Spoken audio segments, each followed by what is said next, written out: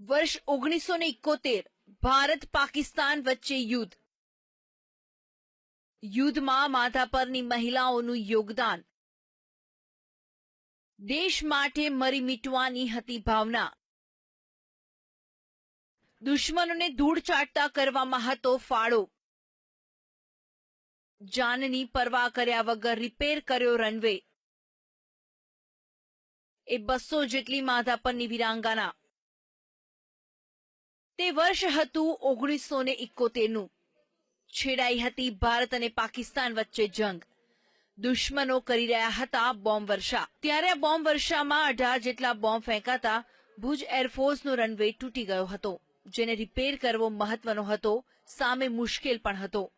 પરંતુ ભુજના માધાપરની 200 જેટલી વીરાંગના જાણે જંગમાં ઉતરી હોય તે રીતે યુદ્ધના ધોરણે કામગીરી આદરી અને 3 દિવસમાં તૈયાર કરી દીધો રનવે, જેના કારણે 1971ના યુદ્ધની પરિસ્થિતિનું ચિત્ર બદલાયું અને 5મા દિવસે ભારતે ફરીવાર રનવે પરથી ફાઇટર પ્લેનને ઉડાવીને પાકિસ્તાનને જડબાતોડ જવાબ આપ્યો.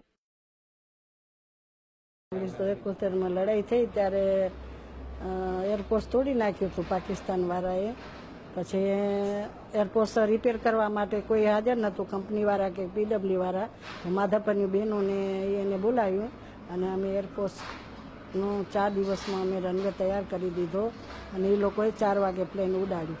આવા સમયે ચાલુ યુદ્ધે આના સિવાય બીજો દેશ માટે વિકલ્પ નહોતો. ત્યારે જે તે સમયના air commander, army officer, collector સૌ સાથે મળી અને એને રનવે તાત્કાલિક રિપેર કેમ થાય એનો ઉપાય શોધ્યો અને એને માધાપર, અમારી પટેલ જોયું છે ને માધાપર હોય, સુખકર હોય એવા પટેલ વિસ્તારના ગામડાઓની અંદર જઈ અને આ કામની રિક્વેસ્ટ કરી અને ત્યારે લેવા પટેલ સમાજ એમાં માધાપરના ખાસ કરીને અમારા આગેવાનો, અમારા એર કમાન્ડર મળ્યા અને એમને જે રનવેની ડેમેજ સ્થિતિ બતાડી ત્યારે અમારા હાર્ડ વર્કર, અમારી બહેનો અને ભાઈઓ સાથે મળી ચાલુ બોમેન્ટી કે ચાલુ યુદ્ધે આખો રનવે 3 દિવસની અંદર તૈયાર કર્યો.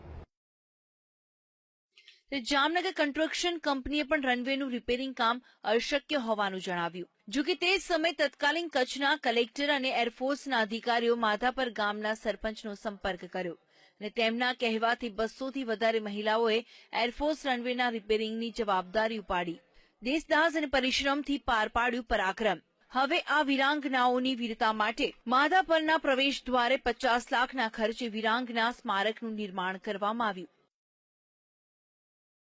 ત્યારે દેશ માટે કરેલા આ કાર્યનું ગૌરવ આજે પણ અનેક વીરાંગનાઓ અનુભવી રહી છે. ભારતીય સૈન્યને મદદ કરી દેશને સેવાનું ઉત્તમ ઉદાહરણ આજે પણ તાજું છે. આ તમામ વીરાંગનાઓને વીટીવીના 100 સલામ. Alpesh Goswami, VTV news, Bhuj.